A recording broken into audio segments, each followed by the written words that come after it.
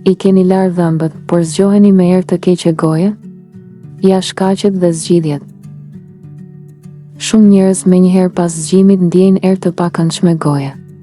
A jeni pyetur ndonjëherë pse kjo ndodh edhe pse I keni larë dhëmbët para gjumit dhe nuk keni ngrënë asgjë për orë të tëra?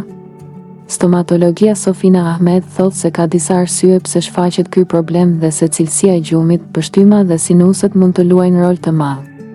Kur flem, sekrecioni I pështymës zvogëlohet dhe vazhdon të ulet edhe më shumë nëse flini me gojë hapur ose merrni frym përmes gojës.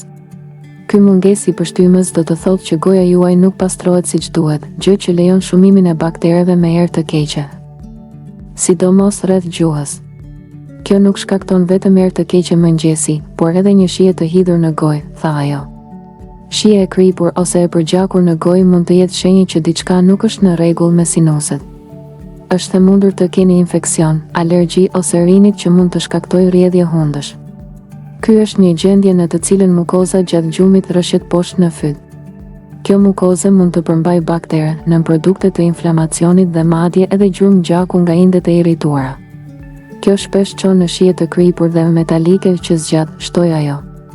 Gjatë natës, pështyma juaj bëhet më acidike sepse bakteret në gojë shpërbëjnë mbetje të sheqerit ose të ushqimit. Gjë që ndikon në freskinë e gojës. Rol në shfaqjen e erës së pakëndshme mund të ketë edhe laringofaringeal refluksi, I njohur si refluksi I heshtur. Ai ndodh kur acidi I stomakut dhe enzimat kthehen në fyt dhe në kordat vokale, por pa shkaktuar urthin tipik dhe shqetësime të tretjes. Edhe pas simptomat e zakonshme, acidi I stomakut mund të ngjitet gjatë natës në fyt dhe gojë, duke mbuluar gjuhën dhe duke lënë një shije të thartë ose metalike që qëndron deri në mëngjesin e ardhshëm, shpjegoi Ahmed. Nëse nuk keni asnjë nga simptomat e përmendura, mendoni për cilësinë e gjumit kohët e fundit. Ata që vuajnë nga apnea e gjumit mund të humbin ndjeshmërinë ndaj shijeve të ëmbla, të kripura, të tharta dhe të hidhura. Sipas Cleveland Clinic, apnea e gjumit është e lidhur edhe me tharjen e gojës, e cila ndihmon për keqësimin e erës së keqe. Për të çliruar nga era e pakëndshme, stomatologjia këshillon të pini një gotë ujë para gjumit dhe gjatë natës. Para se të flini, mund të përtypni edhe një çamçakës pa sheqer.